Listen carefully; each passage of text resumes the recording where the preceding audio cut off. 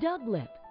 Day after day, and it's like they're coming in droves asking you the most ridiculous questions, and the park has 50,000 people in it, and it's hot, and it's muggy, and it's really, really nasty outside. The last thing I want to do is tell somebody where Fantasyland is for the 10th time in the last 10 seconds. So I went to my boss and I said, I'm going nuts around here, and he says, it's your attitude, pal. And after I blew a gasket, he said, no, you got to think about this. Numbers 1 and 2, be other-centered and put yourself in their shoes. How many of these customers, how many of these guests have come from foreign countries or from other states that have fewer stoplights in the whole country than we have in a 5-mile radius of this park? He said, I want you to think about the transaction is, they give us money and we give them a ticket. I said, okay, I'm with you. And he said, but before we let them in the park, we ask them to open up their head and take out their brain and put it in a locker. Does that make it easier for you?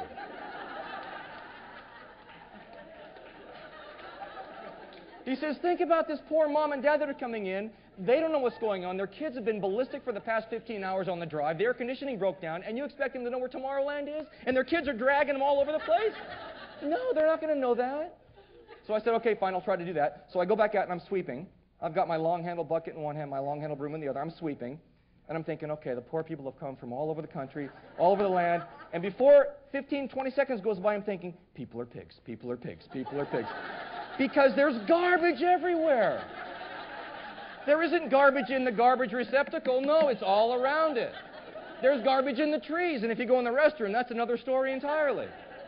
I was convinced that people were out in the parking lot in groups of like 15 or 20 saying, okay, you guys have the first shift. You're going to go to Tomorrowland. You're going to trash it. Ready? Go. Okay, you guys, you're going to go to the Pirates of the Caribbean and you're going to get sick on the boat. Ready? Go. And we sweepers had to clean all that stuff up. And be smiling and nice to all the people that ask us ridiculous questions. Doug Lipp, The Art of Exceptional Customer Service and Leadership. Service and leadership are the same thing. Great organizations that have great service in a consistent manner are always manned by people, populated by people that are good leaders, whether it's leaders of other people or they just have a good attitude about their own jobs. Art versus science. The art of customer service is the interpersonal side. It's that feeling that somebody gets when they walk in the store. It's how long they have to wait before they're helped. And according to the data that David shared, the Dress Barn organization, the perception is, I don't have to wait when I walk in here. Whereas in some places it's like, hello, can I spend some money here? Right? So the art of customer service versus the science. And the science is the tangible, technical stuff. Doug Lipp, The Art of Exceptional Customer Service and Leadership. I was working with some heart surgeons about 3 years ago. They were part of a clinic that belonged to an HMO. They were all part of this whole package.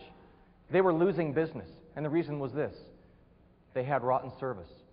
They maintained their skill sets as surgeons. They could split a chest, they could fix the valves, but they were nasty to the patients or to the patients' families. We're the best, don't talk to anybody else. If you don't like it, tough. Well, the competition came along, and competition always decides how high the bar is going to be, and the competition had equally qualified, skilled surgeons who had good bedside manner. And they had staff members and front office people that could help these patients or the patients' families wind their way through the maze of insurance claims or whatever the case might be. So again, it's both have to be in place. Doug Lipp, The Art of Exceptional Customer Service and Leadership. Doug's long career at both Disneyland and Walt Disney Studios provides countless insights that he shares with audiences all over the world. Doug was fast-tracked into management after extensive training in all aspects of theme park operations. During his years at Disney, Doug found that even strong organizations like Disney must embrace change and be willing to innovate. So at the park level, we had this arrogance, and at the headquarters, we had another kind of arrogance. It was, we know how to create family entertainment, so don't you, Mr. or Mrs. Customer, even try to tell us what you need. The voice of the customer doesn't exist. We tell you what you need. So as a result, we had some very trying times. Let me take a poll here. How many of you in your lives have ever seen, whether it's in the theaters or in video form, Star Wars? Raise your hands, please. Most everybody in the room. How about Raiders of the Lost Ark, Indiana Jones, some of those flicks? Great, most everybody in the room. Unfortunately, those were not Disney movies. About the same time those movies were in their heyday, we produced such blockbusters as, and I'm going to find out who the real losers are in this room. Anybody ever see The Black Hole? All right, now this is the other test. Did you also see Tron? It's always, thank you for your service. You provided me gainful employment many years ago. I don't know what it is, but usually the same people that saw Black Hole saw Tron. Now, you notice the lack of hands that went up? Well, that's just a small indication of what happened throughout the country, is those were box office bombs. Didn't matter. We had our recipe. We had our procedures. We weren't going to go any great length to change those because we're Disney. So then we had this other person come along, and I think we reached the pinnacle of our arrogance when this producer came along with an idea for a film, and we kept making this person jump through all these hoops. This is our policy. This is our procedure. We don't care about your voice. I'm only listening to my voice. We're going to change your script. We're going to take your name off of it because that's the Disney way. And after about 6 months of going back and forth, Steven Spielberg got fed up with our approach, went to Universal Studios and created E.T., the extraterrestrial, mildly successful flick. Anybody ever see that one? Yeah, okay. And again, our answer was the smash hit, Baby. You didn't see that, did you? Good. So what we said was, let's not create any new stuff. We'll just keep recreating the old things. Anybody ever see Herbie the Love Bug? Come on, come on. I know you saw it. Now, nothing wrong with Herbie, but when it's Herbie the Love Bug goes to Monte Carlo, Herbie the Love Bug goes bananas, Herbie the Love Bug Volume 65, and you got Dean Jones and Suzanne Plachette kind of chasing Herbie saying, Herbie, wait, Herbie, Herbie. Getting kind of long in the tooth, right? We weren't willing to break the mold, to take a risk, because no one was truly empowered. I remember sitting in meetings where people would sit around saying, what would Walt do? What would Walt say? What would Walt think? And nobody ever said, Walt's not with us anymore. The family unit of the 1950s and the 60s has changed. Wake up. But no. The mantra, Walt, what would Walt think, almost killed us. When you have a name like Marriott, when you have a name like Disney, there is tremendous history that you should be proud of, but don't hang out there. Use that as a foundation or as a substrate upon which to build your current and future business. Doug Lipp, the art of exceptional customer service and leadership. As head of training at the world-renowned Disney University, Doug taught the importance of consistency and service in the popular traditions orientation. Consistency is probably one of the things that set Disney apart from other organizations, is everybody had to be on stage looking right. Your environment and your clothing, everything had to be just right. Not that the standards are fine for every other organization, but something as simple as grooming. Back in the 70s, when guys had long hair, we had standards that were really unusual. It was more like the military. Guys could not have mutton chops below their earlobes. Your hair couldn't touch your ears, and it couldn't touch your collar. Women could not wear earrings larger than 1/4 of an inch in diameter, could not have eyeliner on, had to have makeup that was natural tone to your skin. It went on and on and on and on and on. But the thing was, when they would come to a new hire orientation, nobody got to slip by. All business is show business. Regardless of the technical aspects of your job, whether it's high-speed internet access, there's always the smile, the friendly tone of voice, the eye contact. Huge. On stage versus off stage. We at Disney were absolute nuts about this. Do you know when you are in earshot or eyeshot of a guest? When you go to your break room, you can go ahead and take your wig off, you can have your cigarette, but when you are in earshot or eyeshot of the guest, be prepared. If you're driving a Disney vehicle in the middle of Utah and it's got a logo on the side of the truck, you're on stage, so keep your finger out of your nose. You're on stage. You don't know who's looking at you. On stage versus off stage persona is absolutely one of the most important things. It's amazing how many of us come into contact with people supposedly serving us who are complaining about the boss or complaining about their veterinarian or whatever the case might be in an on-stage environment. We were focused on safety, courtesy, show, capacity. That was our priority. Safety, number one for guests and cast members. Safety, courtesy. Do you smile and guide somebody somewhere? Safety, courtesy, show. How does your costume look? And if you tell the cast members, if you tell the associates you're going to give them a costume or a uniform in your vernacular, then give it to them. Don't keep a desk clerk waiting for 2 weeks because you don't have the right size. That sends a tremendous message that it really doesn't matter, even though we talked about it meaning a whole lot. So backing up what you say with what your actions are. One more example, and I'm going to move on. We talked about for our cast members to maintain the cleanliness of the park was the utmost challenge, because that's what our guests wanted. When you're walking to or from a break, pick up trash. So by the end of 8 hours of training, I would then take all the cast members into the park for what we called an on-stage tour, literally walking through the park during business hours when you've got 50 or 60,000 people in the park. I would take them into Main Street, and I'd always find a piece of trash, and I'd stop about 20 feet from it, turn my back to it, pretend I didn't see it, and then I would be talking about the theming on Main Street and how the buildings are designed to look taller than they are. The second and third stories are progressively smaller. The paint is done so that you get a feeling of depth where there is no depth. It's basically a movie set. And how in the candy kitchen there's this giant bowl of vanilla extract. And they blow this fan of air over it, and it infuses into Main Street so people's gastric juices start flowing.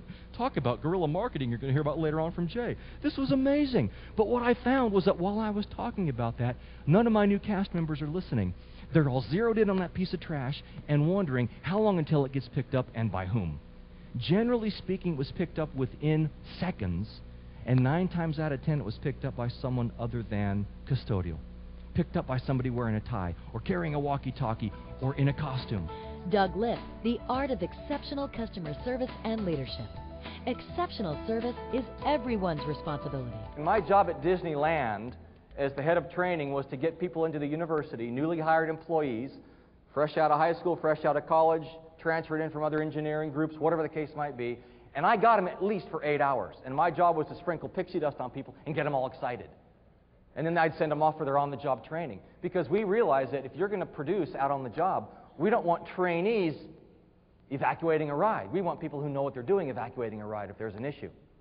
But it's amazing how often I would get executives calling me saying, hey, you know, we just hired this new marketing director and she is the best thing since sliced bread. Do me a favor and cut her out of training for the next few weeks. And when things calm down, I'll send her back to you. But we've got this really important project to get out of the way. What do you say? And I'd say, nope. Can't do it. Then he would call my boss and complain. And bless my boss's soul, every time somebody would call and complain, my boss would say, what did Doug say to you? There was consistency there of a policy, of a procedure, of an application. Yes, it was a sacred cow, but it was in place for a good reason, and it was communicated regularly. Whereas if my boss had countermanded me, all of a sudden my credibility is gone, and all of a sudden we have inconsistency. Doug Lipp, a member of the startup team for highly successful Tokyo Disneyland, fluent in Japanese, providing consulting services in the United States, Asia, Europe, Latin America, and Africa. An expert on global customer service, management, and competitiveness. Doug is the author of numerous articles and books on leadership, customer service, and international business, including Even Monkeys Fall from Trees, the balance of art and science for outstanding customer service. And his most recent, The Changing Face of Today's Customer, How to Attract and Retain a Diverse Customer and Employee Base. Doug has spent over 30 years working from the front lines to the boardrooms of corporations around the world, and has been a featured guest on many broadcasts, including National Public Radio and Bloomberg News. In many of his presentations, Doug addresses a key opportunity for many businesses today. The globe is shrinking. Is your business expanding? What does it look like to be an international organization? I think that within the firm you have incredible opportunities and incredible challenges. And just by having an international presence, or just by having international members on your team, that does not guarantee success. On the surface it might look great, but what it boils down to is how are you dealing with the change, and are you changing along with it? And then share with you 6 of the most commonly occurring challenges in multinational, multicultural teams so that you can recognize what those are, and I'm sure you're already dealing with many of these things, so that you can team up to truly tackle the tough issues. One of the toughest issues for international teams is effective communication. You might think you're speaking the same language, but are you really? There was one story in particular before we opened up Tokyo Disneyland where we were getting about 5 days out from the grand opening, so we were having a series of soft openings. You would invite the media, VIPs, let them go through the park, and then you would test your ability to do the job. And I'll never forget, the night before our first soft opening, one of the senior American executives flew over from Burbank, California, where our headquarters is located, and was going to every division of the park and giving pep talks. The first pep talk that he gave was to the custodial crew. These are the people that clean the park. And he said, I want you to go out tonight and make this park shine. Be proud of your product. Make it shine. About 4 o'clock in the morning, I got a panic phone call from that same American executive, and he was just going crazy saying, you're not going to believe what the guys did in custodial. I said, what? They cleaned the haunted mansion. I said, what's your problem? You told them to make the park shine. He said, yeah, but they took down the cobwebs. They cleaned off all the rust stains. They didn't clean it correctly. And I said, well, you never told them what clean meant. What does clean mean in your culture? What does clean mean in my culture? Success in the global economy requires a new kind of flexibility, cultural flexibility that Doug calls style switching. And one of the key ways to fill in the gaps is to be willing to do something that's called style switching. It doesn't mean that you give up your morals. It doesn't mean that you give up your values. But it might mean that you change the way that you run a meeting. It might mean that you change the way that you conduct a performance review with someone on your team. It might mean that you change the way that you interact with your clients, whether it be the time of day or how often. So by style switching, you unlock the opportunities to create those seamless connections with your clientele. It's not always so easy, though. Style switching on the surface sounds, no problem. But when something runs against what you've been doing for years, that's when you have to do a gut check and you have to think, am I really ready for international business? Am I really ready to manage a multicultural team? Global competitiveness, style switching, cultural flexibility, effective communication. Putting it all together to create more opportunities for growth and success. Global service in a local market, the changing face of America. And it's amazing to me, organizations that are just local mom-and-pop organizations, as well as multinationals, are expanding the demographic pie by taking into account the number of immigrants that have moved into this country. Let me give you an example of being flexible and looking beyond the obvious. We've all heard of Starbucks, fantastic organization, domestically and internationally. One of the reasons why they're so successful is they're flexible. They had on Friday evenings a group of deaf customers, hard of hearing, deaf customers coming in, 30 to 40 people on a weekly basis. Well, Kelly asked one of her staff members to go interview these folks. He basically did a needs assessment interview with these folks, and they said, we love your product. Your lattes are lovely, your grandes and ventis are great, but ordering is a pain in the neck. We walk up to a register and your signs are 20 feet behind you, high on a wall. So unless I do my best Marcel Marceau routine, I can't order very quickly. For about $1.20 per register, you've got 3 registers, we encourage you to take a small version of your menu, laminate it in plastic, and then attach to that menu an erasable pen. Problem solved. Now I can walk up and circle that. Now, we also know another sacred cow of Starbucks is to write the order and the name of the customer in black grease pen on the cup. Hand that to the filler. Well, by the time Cynthia realizes her name has been called, she's a little bit sheepish. She doesn't want to come up. Hearing able customers are looking around saying, where's Cynthia already? Kind of undoes the atmosphere. Back to the drawing board. They simply changed the color of the ink for hard of hearing customers. In 1 month, that population of hard of hearing customers went to 400 people.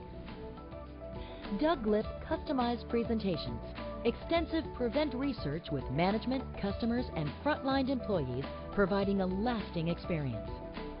Doug Lipp's insightful, humorous examples, teaching, training, inspiring audiences. Doug Lipp, the art of exceptional customer service and leadership. Teamwork is essential. The whole idea about walk a mile in someone's shoes, put yourself in somebody else's shoes, I am a firm believer, and I was so pleased to hear about this when I was originally talking with Eric and Barbara about the program that you put into place where you do actually have people going from the field to headquarters and vice versa. In fact, I was talking to one interviewee who said that one of the DSMs came to headquarters and worked in payroll for a while and actually saw some of the mistakes that were made in the field which caused payroll problems, which everybody in the field groans and moans about anyhow. So there's nothing more powerful than seeing what somebody else is doing. And every organization is the same. Some groups feel like they're overworked and underpaid. Other groups always have the reputation of, gosh, they get paid to do that job? I could do that with my eyes shut, not a problem. And you develop these interdepartmental wars and battles and turf issues that absolutely undermine ability to get the job done. And the one group that always got the bad rap for having a cush job, and everybody thought that they were overpaid and underworked, were the costumed characters. And so I'd like to share with you a story about what we went through to make sure that everybody in the organization knew how tough it was to be a costumed character, how tough it was to be a ride operator and get people through the lines quickly, how tough it was to be an engineer and create great rides, how tough it was to be a maintenance technician and maintain the stuff that everybody trashed. So we had a rotation program. And I'll never forget the very first day that I went through it to test it out, I got to be in the character department, Tigger, for the day. Remember, if you fall, hold on to your head so it doesn't go rolling down Main Street. And be prepared, because moms and dads are going to want a picture of their kid with only you, so they're going to be drop-kicking other kids out of the way saying, okay, I want your picture, get out of the way. And other thrill seekers are going to do some really weird things because they want a picture doing something crude and rude with a character in Disneyland. So anything you can imagine has happened. So, make a long story short, we all go traipsing out onto stage, and within seconds, it was just like she said. It was like bees attacking a sandwich at a picnic or monkeys crawling out of the trees. They were all over us, and I had kids hanging on my tail. I'm trying to get them off of my tail, and they're jumping, and parents pulling me the other way. I was so afraid I was going to fall, I finally just sat down, and I was just letting the kids crawl all over me. And I watched all the other characters doing their thing, and I saw Captain Hook. He was over in the corner, just kind of leaning up against the wall, and the kids were swarming around him. I couldn't see. I think the head turned sideways, and I was looking through his ear. So after that, we all had a much healthier respect for what all these costume characters go through. And then methodically, we went back to every other department to find out what it was like to be an engineer, an accountant, whomever. And after that 2-week process of just kind of shadowing other people, it was amazing the turnaround in attitude and service to customer. Internal, which ultimately turns into external customer service. Thank you so much for your time today. For more information about Doug Lipp, the art of exceptional customer service and leadership, contact the provider of this video.